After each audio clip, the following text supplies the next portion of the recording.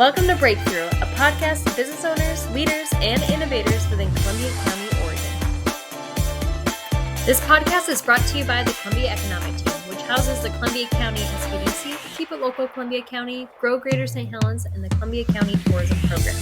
Also, thank you PCC OMIC and Scappoose for making the Fab Lab available for us for today's podcast. I'm Jason Moon. I'm the director of Columbia County Small Business Development Center. I am Dave Lauridsen, the owner of Crooked Creek Brewery. I'm Tyler Tolles. I'm the summer intern with Columbia County Small Business Development Center. Well, welcome to the first ever Columbia County Small Business Development Center podcast. The purpose of this podcast is just to have casual conversations with our business owners here in the county. And today, he was very agreeable to this idea, and I'm super happy to have him here. We have Dave Lauridsen. Somewhat agreeable.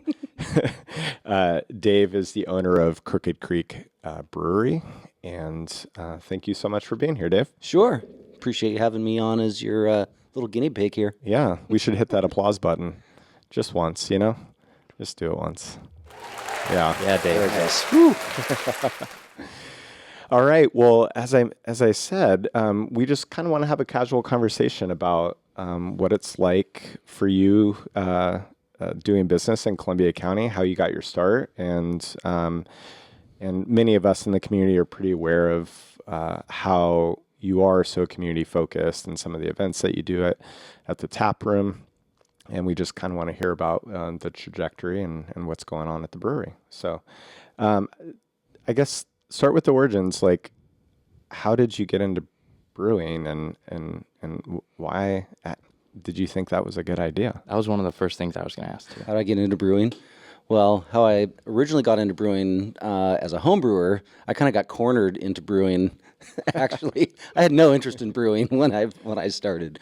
My best friend was a home brewer and had brewed for many years and never interested me at all. You know, the beer was okay, but didn't really compete with much that you could get off of the shelf. And to me, to spend a day, you know, brewing and then waiting around a few weeks and then, you know, possibly getting infections or things that were going to make it go bad just didn't really interest me when I could buy beer for a couple bucks, you know, at the time. And, you know, he kept telling me, oh, you'd enjoy it. And always had some excuse. And then there was one day where he finally had me cornered and I just had no way to say no. And I was like, all right, fine, I'll help you out. So I had so much fun. So you enjoyed beer before you started brewing? Absolutely. Okay. Yeah. So it was something that you were drinking, enjoying, and then a buddy was like, hey, you should homebrew. Yeah. Yeah. So he got me into homebrewing. And that might have been the last time that he actually homebrewed.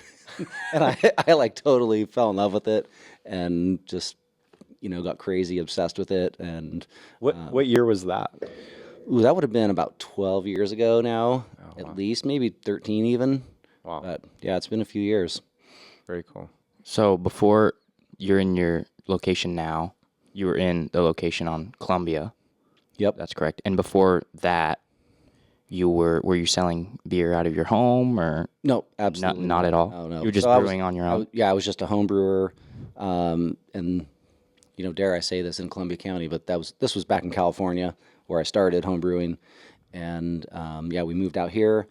You know, we were kind of over California, wanted a rural experience, and this was a place that we discovered and fell in love with and moved out here. And you know, having a brewery was kind of a pipe dream at that time, but it wasn't really something I had my sights set on, or it wasn't something I was actively pursuing or determined to do. But you know, it was always like, yeah, it'd be something if the pieces fell into place, it'd be a lot of fun to do. I was in a creative field at the time and was kind of seeing that the industry was kind of changing and probably wasn't going to sustain me forever. So I was kind of thinking like, what's next in my life? And pieces kind of fell in place for this to happen. So here we are. So I've been fortunate enough to be out at the brewery. You occasionally do brewery open houses, which I think is really cool, out in Warren. When you bought that property in Warren, was that the idea that you were going to use that to build a brewery? No, not at all, actually. As a matter of fact, I didn't want to use that as a brewery. I I always liked brewery experiences where you go on site and, you see all the shiny stainless in the background, and, there's a little tap room up front, and, you get the whole experience all in one package. And so I was really determined to do that. And we just couldn't find a spot that was suitable out here in Columbia County. It's a little bit tricky because there's been very few breweries, and zoning is a big thing. And it seems like every property that we thought we could possibly do that with, we just can't run into some kind of zoning issue. And then COVID hit and, kind of shut things down. And I had already bought this brewing system, so it was kind of sitting there in our pole barn collecting dust. And I used to just homebrew out there. And at that point, it was just with COVID compounding on top of everything else, not being able to find a location. It was like, all right, either we just rehab this pole barn and do it in a not ideal situation for what I would really like to do, or we just sell the system and move on with life and forget about it. And I said, you know what, let's do it. It's like, maybe it's not going to be everything that I want, but it'll work. If we can grow it, it's kind of a proof of concept model for what we were doing, because it saved us a lot on overhead, and not having to build out something massive. So we did it, and here we are, and we're still there. We'll probably be there for a couple of years, but I do have dreams of building a bigger brewery one of these days. So with that dream, does it come the shiny stainless with the tap room connected to it, or you're open to? I don't know. Yeah. I don't know. I love being down on the riverfront in St. Helens, but the reality is the St. Helens water kind of sucks compared to Warren water. In Warren we have literally some of the best water in the entire country, and it's no joke. It's something pretty special. Yeah. I'm definitely not like God's gift to brewing or anything, but I think I make okay beer, but I think the water really makes it something pretty special. So it'd be hard to give that up. It's one of the main ingredients, right? It's one of the main ingredients, yeah, like 90, 96, 97%, yeah. I always tell people there's water in beer, yeah. Well, speaking of water, the name, I love this story behind this. You have a creek that runs behind your house. We do. It's not called Crooked Creek, though, right? It is not called Crooked Creek. And I'd like you to share with the listeners and viewers, what was the original idea for the name for the brewery, and then how did you come up with Crooked Creek? Sure, yeah. So originally we were going to be called Meander Brewing, as the creek meanders through our property, as most creeks often do. Right. And as I started applying for our various licensing, and these were with pretty educated people like TTB and OLCC people, I realized that no one can say the word meander. Meander. When they see it. What do they say? Most people say meander. A lot of people would say menander or Menander. That's right. stutter through some variation of a mispronounced version of meander. And I was like, ooh, this is cringy. I can't do that. Let's change this while we can.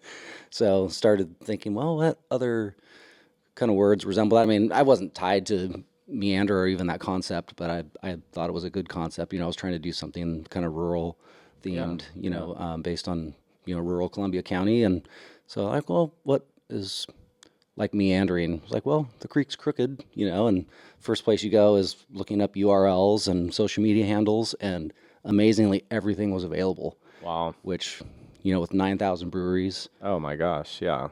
And, wineries and distilleries, they all fall under that same category. So when you lump all of those thousands of businesses into people that are looking for URLs, and those were available, I was like, done. So, Awesome. Yeah, so we grabbed Crooked Creek, and that was it. Has Meander made any appearances at the brewery? None whatsoever. You haven't named a beer Meander yet? Nope. Or made merch? Nope. I think our dog, Mimi will get a beer before Meander does. That's awesome. Well, now, as Tyler mentioned earlier, obviously the brewery is in Warren. The tap room started there up on Columbia. Now you've purchased the building down on the water, which is that whole area is highly under construction, but will be great and beautiful one day. What is the plan from that location going forward? I mean, is it to continue doing what you're doing now? Is there going to be something different that we're going to see here soon from you at the brewery or at the tap room? Well, a couple changes that we have coming immediately would first of all be that we've got a kitchen coming. We've got a pretty big name chef coming on board. Chef Jill is coming on. She was the executive chef at Deschutes Brewery for 16 years. Awesome. And was someone that I met early on in the process when we were looking at building this thing out. And I happened to meet her through a random connection up at Meeting Place where her husband was working for a very short time. And he started asking about a hat I was wearing that was from some brewery, and it wasn't my brewery because we weren't a brewery at that point, but he started asking some questions about a hat, and he said, "Oh, my wife works at a brewery." And I said, "Oh, cool." He's like, "Yeah, she's always wanted to open a restaurant, and we are out here in Columbia County, blah blah blah." He's like, "Yeah, you guys should meet." And I was like, "All right, let's meet." And like 2 days later, we were sitting down from coffee, and I had no idea who she was, and she introduced herself, and I was like, why are you meeting with me? Like some little home brewer that thinks he can open a brewery. And But she lives out here in Columbia County. She lives out here in Columbia County and had dreams of working locally and doing something a little bit smaller than what she was doing. And so here we are. Yeah, this thing kind of came full circle because, like I was saying early on, we were looking for a facility that we could do everything on site, and it just didn't exist. And so unfortunately that plan with Jill kind of fell through early on, and it's like, all right, well, we're going to do this on a small scale, where we're not, putting our entire livelihoods at risk forever, which in hindsight, I guess I did anyways, but I was going to say that wasn't the plan. But anyways, yeah. And then a couple months ago, she reached back out and said, "Hey, just want to let you know, I just left my position at Deschutes. And, I understand you've got a kitchen that's not being utilized currently. So if you want to try this again, let's do it." Wow. So kind of put a little bit of rush on getting the kitchen built out because it wasn't really something we were planning on doing for about another year.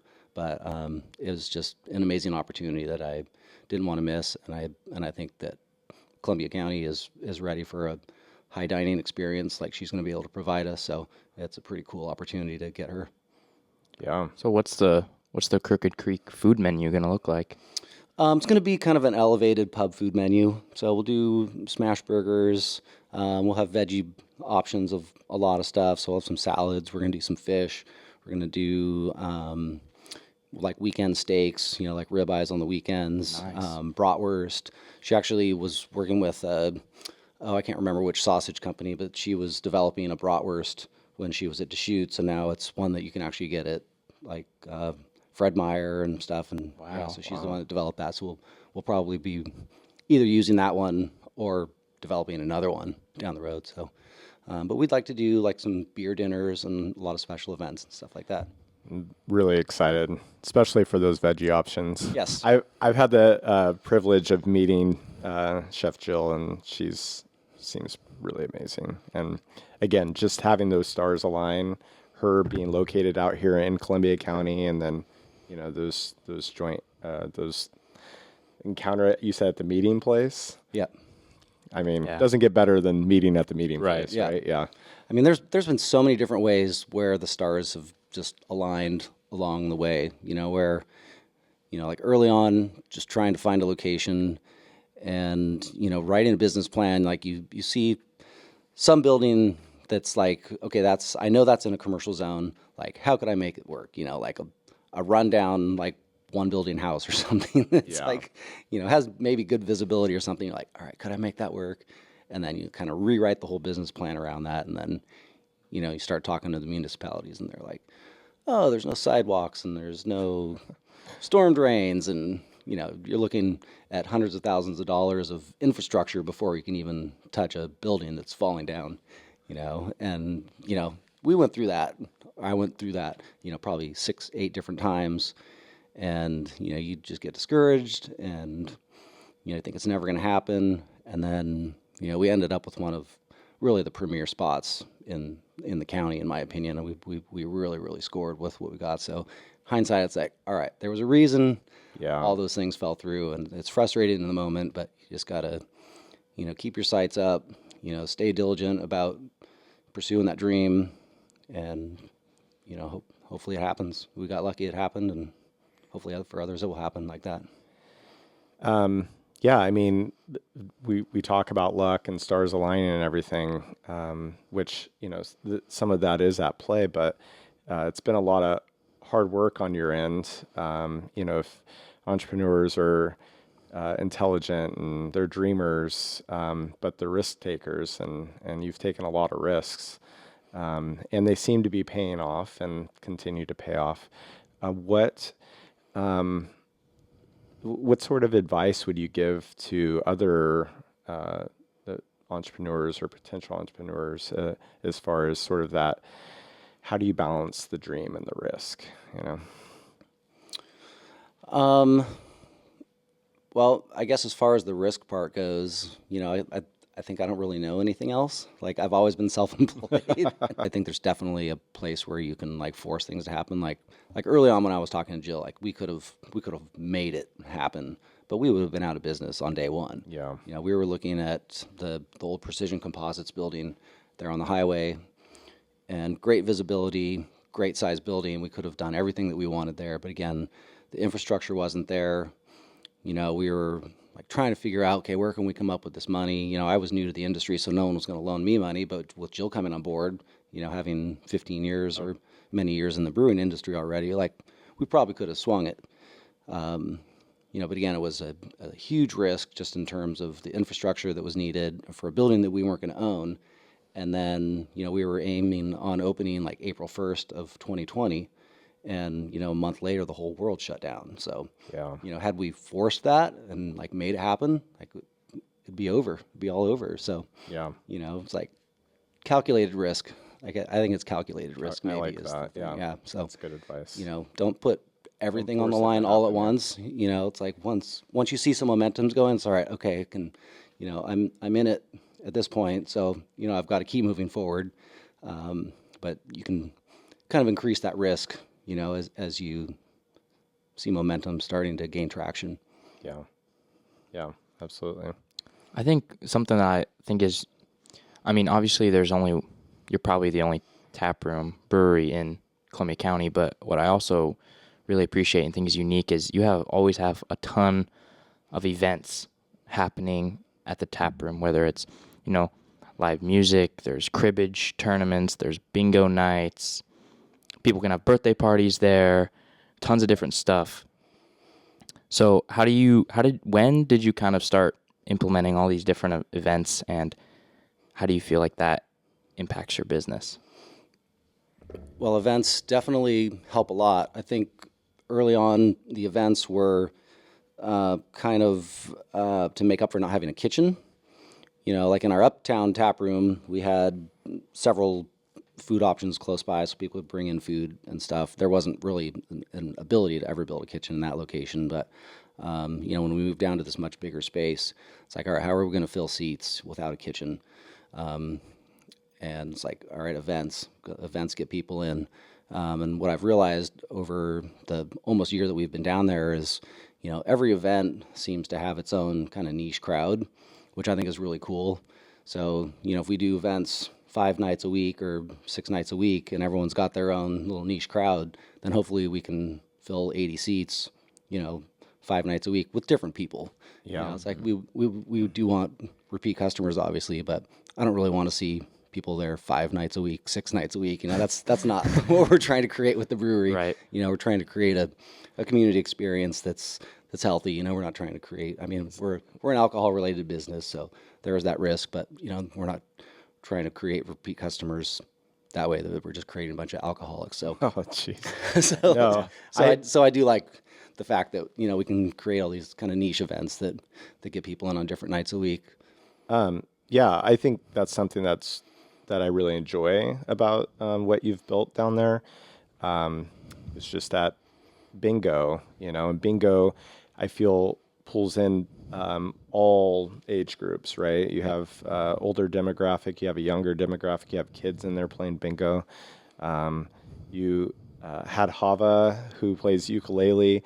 There's a couple ukulele clubs here in Columbia County. They tend to be an older crowd, and they came out to support, a fellow uke player. And then, the trivia nights and the nonprofit nights. I feel like it's pretty well rounded. Yep. And it's hard not to want to be there every night. Yeah. Yeah. The Pines for Nonprofits has really been great, and it was something that I never really saw going in the direction that it did. It was one of those things when I was writing the business plan. I seemed to recall seeing it somewhere, like it was kind of a fairly common thing for breweries to do. Yeah. Where they kind of do this fundraiser and give back to the community in that way. And in hindsight, once we actually got it off the ground, I've tried to go back and do some more research to kind of get some ideas on how to actually pull it off. And I couldn't find anything out there. So it must have just been one of those brain farts that I had and put it on paper. And, it's turned out to be a pretty cool thing because, we are giving back to the community. Yeah. It's not a massive amount. We're a small community. So, it's typically, a few $100 a night, but it's meaningful, for the small nonprofits that we have. For a lot of them, that's quite helpful. And it gives you exposure to, people who may not come into the tap room otherwise. They know that they're a nonprofit that they support, or mom works for, or grandma benefits from, or whatever it might be, and now they're in your tap room. Exactly. Yeah, it was not intended as a marketing thing. It was intended as a kind of one of several things to give back to the community. And in hindsight, it's actually turned out to be a really good marketing thing because, like you said, it gets a lot of people in the tap room. And there's a lot of people that come out for those events that they would never step foot in a bar, or a tap room to never be caught dead in a place like that. And here they're coming out because they're getting to support a nonprofit that they believe in a cause, or know someone that's benefited from them, or they're on a board or something like that. So it has been a pretty good marketing thing as well, just as a secondary benefit. Yeah, and for those that haven't been to the tap room, I feel like the word tap room, it just sometimes has a negative connotation with people. But you go into Dave's, you go into Crooked Creek, and you've done so much to lighten and brighten that space. I mean, there's so much natural light that's coming in, beautiful wood, just a clean aesthetic, and it's like the opposite of seedy, and I think that's part of the reason that when people of all demographics come in, they want to come back. Yeah. I think you've done a really good job there. Yeah, thank you. So one last thing before we wrap up our first ever Columbia County Small Business Development Center podcast, which we need to come up with a name, and hopefully by episode 2 we'll have a name. We're taking suggestions, Tyler and Dave. So we're talking about marketing and how some of these efforts were just things that you wanted to do to give back to the community. What's a piece of advice that you would give to business owners that maybe aren't in the restaurant or hospitality business? How can they help get their name out there and market themselves a little bit more in Columbia County? Oof, that's a good question. Definitely leverage social media. Yeah, Definitely leverage social media. It's free. It's a lot of work. Like, I hate it, hononestly. Well, it sucks the life out of me, but it's free. Your brewery is very active. We're a rural community, so Facebook is king out here, and I see that the brewery is active on all the community pages, and which is great. I would like to see more businesses be more active, even if they're not in hospitality, to just bring exposure. So that's great advice. You manage those? Currently, I do. Yes. Impressive. It's a lot of work. Yeah. It's constantly trying to come up with something.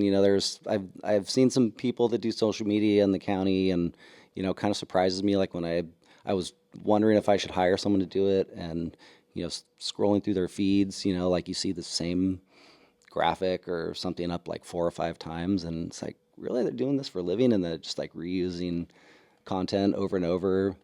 So you got to have fresh content. You got to have unique content, you got to have authentic content. And so really a big part of the battle is just like coming up with something to post about constantly. We actually do very little posting about our beer, which I think is because, we're really trying to push community. Yeah. When people ask what our product is, a lot of times I sell our product is community. You have to have a product. So, it happens to be beer. Right. We make beer, but really what we're trying to sell is community and build community. You bring up a good point. It's also about consistency. Tyler knows as the SBDC intern, just creating that content and having consistency across the platforms. Yeah, I feel like you guys have done a really good job about being consistent. Yep. Yeah, I definitely see a dip in like the full seats on weeks where I don't do like certain posts, like a weekly update has been kind of one of our things that we've tried to do pretty regularly. And some weeks I'm brewing, or for whatever reason I can't do it. Maybe I'm just exhausted. I'm like, I'm not doing it this week. Yeah. And that week ends up being a little quieter in the tap room. So the next week I'm like, all right, got to do it. Yeah. Got to do it. I feel like when somebody sees just one post, it's just they'll scroll on by. But when they see one post and then the next couple of days they see one or two more, then they're going to pay more attention to that. And it's way easier to just make one post than it is to make 4 or 5 a week. Yeah. Obviously. Yeah. Sometimes it's as easy as pushing that post through like some of the different like specialized groups on Facebook or something. I typically only post once. I post on Instagram and push it through to Facebook, which a lot of like pros have disrecommended. They actually recommend posting uniquely, like the algorithm reads stuff better. Like I just don't have the energy to do it. So I post it on Facebook, and because I like the format, I like that square format, and then I push it through onto our Facebook page as well. And then I can share it further to different groups and stuff, and it seems to work. Yeah. The marketing aspect is unique to each community. Again, being in Columbia County and us being rural, just having that presence makes a huge difference. And again, being authentic and present, people know that you're the real deal. So we appreciate you, Dave. Oh, thanks. We appreciate you, Thank you, Dave. being the real deal and Real deal. and being on our first ever podcast. Woo. You can say that for the rest of your life. For us, yeah. Not that you're going to need a resume or anything. So Awesome. And again, this was our first ever podcast. Thanks, guys. This has been thank you. fun. Thank you. It's been a blast. Thank you for watching the Breakthrough Podcast. We hope you enjoyed the show. If so, please share it with others, as we'd love to have more people hear these local stories. Additionally, the Columbia County SBDC is always a resource here for you. If you'd like to schedule a free one-on-one confidential business advising appointment, just look us up online. Additionally, Keep It Local Columbia County, if you go to keepitlocalcc.com, has an online directory that is free for your business to be listed on, and additionally, public events can be added on there for free too. Again, thanks for listening, and we hope you have an inspired day.